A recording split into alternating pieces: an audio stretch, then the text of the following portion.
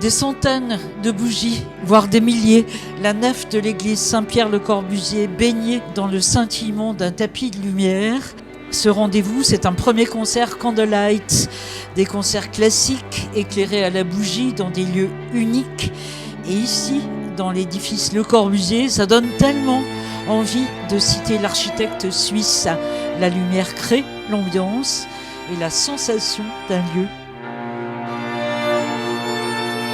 Un concert à la bougie qui affichera complet pour 2 séances, 2 programmes différents. Une expérience réussie pour le site Le Corbusier. Il y a des publics qu'on ne voit pas forcément sur le site. Et à travers le travail de la lumière et du son, vraiment de faire vivre une expérience. Alors nous, dans notre positionnement, on parle de l'Odyssée sensible en ce moment.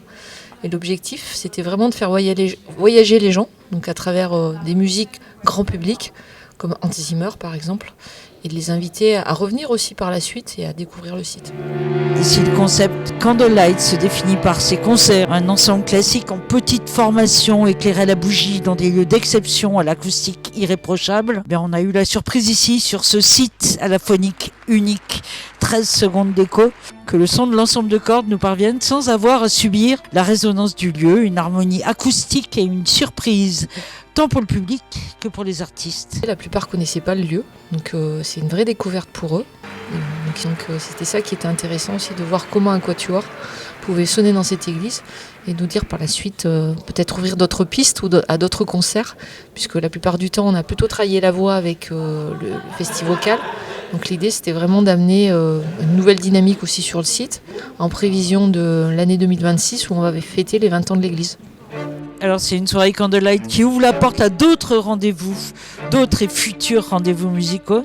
D'autres concerts ou d'autres idées, en tout cas, de musique dans cette nef qui est quand même un lieu, toujours où on est dans à la fois une notion de petit nid, tout en étant dans la dimension de la transcendance. Je trouve qu'il y a toujours cette notion-là. C'était très émouvant. Voilà, il y avait quelque chose qui se passait. D'abord, les gens parlaient pas, il n'y avait pas de bruit. On était dans le silence. Et c'est ce qui fait que forcément, la musique vient créer de l'émotion. Je crois que Le Corbusier, il aurait bien aimé cette dimension d'architecture acoustique ce soir. Alors on peut lui donner rendez-vous en mars prochain, toujours avec Candlelight et ses magnifiques formations qui transcendent BO culte ou tube de variété en un temps classique revisité. Et c'est plein d'énergie, toujours dans l'église Saint-Pierre-le-Corbusier où les ondes sonores et de lumière, pour une fois, ont joué à l'unisson.